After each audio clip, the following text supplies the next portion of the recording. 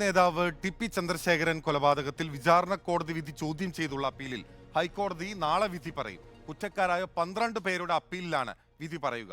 CPIM നേതാവ് P Mohanan ഉൾപ്പെടെയുള്ള പ്രതികളെ വിട്ടയച്ചതിനെതിരെ കെ രമ MLA നൽകിയ അപ്പീലിലും വിധി പറയും.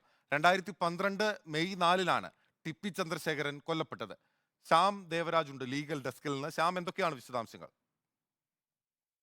രാഷ്ട്രീയ കേരളം ഏറെ ഞെട്ടലോടെയും കൂടുതൽ ചർച്ച ചെയ്യപ്പെട്ടതുമായ കേസാണ് ഒഞ്ചിയത്തെ RMP നേതാവായിരുന്ന ടി.പി. ചന്ദ്രശേഖരന്റെ കൊലപാതക കേസ്. ടി.പി. ചന്ദ്രശേഖരൻ കൊല്ലപ്പെടുന്നത് 2012 മെയ് മാസം 4-ാം തീയതിയാണ്. ടി.പി. ചന്ദ്രശേഖരൻ കേസിലെ 12 പ്രതികളെ ശിക്ഷിച്ചിരുന്നു.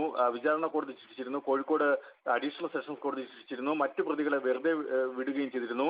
ഇതിൽ 12 പ്രതികളെ ശിക്ഷിച്ചതിൽ ചോദ്യം ചെയ്ത് പ്രതികൾ ഹൈക്കോടതിയിൽ അപ്പീൽ നൽകിയിരുന്നു. മറ്റു പ്രതികളെ വെറുതെ വിട്ട നടപടി ചോദ്യം ചെയ്ത് ടി.പി. ചന്ദ്രശേഖരന്റെ ഭാര്യയും ഒപ്പം MLA-യുമായ കെ രമയും ഹൈക്കോടതിയെ സമീപിച്ചിരുന്നു. അപ്പീലുമായി ഹൈക്കോടതിയെ സമീപിച്ചിരുന്നു. ഇതിൽ കഴിഞ്ഞ കുറെ നാളുകളായി, മാസങ്ങളായി ഹൈക്കോടതി വിശദമായ വാദം കേൾക്കുകയായിരുന്നു. ആ വാദത്തിനൊടുവിലാണ് ഹൈക്കോടതി നാളത്തേക്ക് വിധി പറയാൻ വേണ്ടി മാറ്റുകയും ചെയ്തത്. ടി.പി. ചന്ദ്രശേഖരൻ കൊലപാതക കേസിൽ അങ്ങനെ ഹൈക്കോടതി അപ്പീലിന്മേൽ നാളെ വിധി പറയുകയാണ്.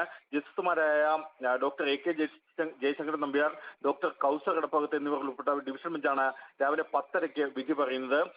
2012 മെയ് മാസം 4-ന് രാത്രി 10 മണിക്കാണ് ടി.പി. ചന്ദ്രശേഖരൻ കൊല്ലപ്പെടുന്നത്. ടി.പി. ചന്ദ്രശേഖരൻ നേരത്തെ CPIM-നൊപ്പമായിരുന്നു, CPM നേതാവായിരുന്നു. അതിനുശേഷം CPIM-ലെ പ്രത്യയശാസ്ത്ര വ്യതിചലനങ്ങൾ നടക്കുന്നു എന്നാരോപിച്ചും അത്തരം വിമർശനങ്ങൾ ഉന്നയിച്ചുമാണ് ചന്ദ്രശേഖരൻ 2009-ൽ CPIM വിട്ടുപോയത്.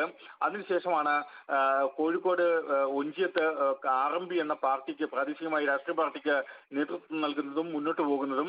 അതിനിടെയാണ് രാഷ്ട്രീയ വൈരാഗ്യം മൂലം CPM നേതൃത്വത്തിൽ, CPM-ന്റെ പ്രാദേശിക നേതാക്കൾ ഉൾപ്പെടെയുള്ള ആളുകളുടെ നേതൃത്വത്തിൽ ടി.പി. ചന്ദ്രശേഖരനെ കൊലപ്പെടുത്തുന്നത്. അന്ന് മുഖ്യമന്ത്രിയായിരുന്ന ഉമ്മൻചാണ്ടി അടക്കമുള്ള ആളുകൾ വടകര മേഖലയിൽപ്പെട്ട ഒഞ്ചിയം ഓർക്കാട്ടേരി പ്രദേശത്തെ രാഷ്ട്രീയ മാറ്റങ്ങളുടെ അടിസ്ഥാനത്തിലാണ് ഈ വിധത്തിലുള്ള സംഭവ വികാസങ്ങൾ ഉണ്ടായത്. പിന്നീട് രാഷ്ട്രീയ കേരളം ഏറെ ചർച്ച ചെയ്ത കൊലപാതക രാഷ്ട്രീയത്തിനെതിരെ കേരളത്തിന്റെ മനസാക്ഷി ഉയർന്ന ഒരു കേസിലാണ് ഇപ്പോൾ പ്രധാനമായ ഒരു വിധി ഹൈക്കോടതിയുടെ ഭാഗത്തു നിന്ന് നാളെ ഉണ്ടാവുന്നത്. ശ്യാം ദേവരാജാണ് വിവരങ്ങൾ നൽകിയത്.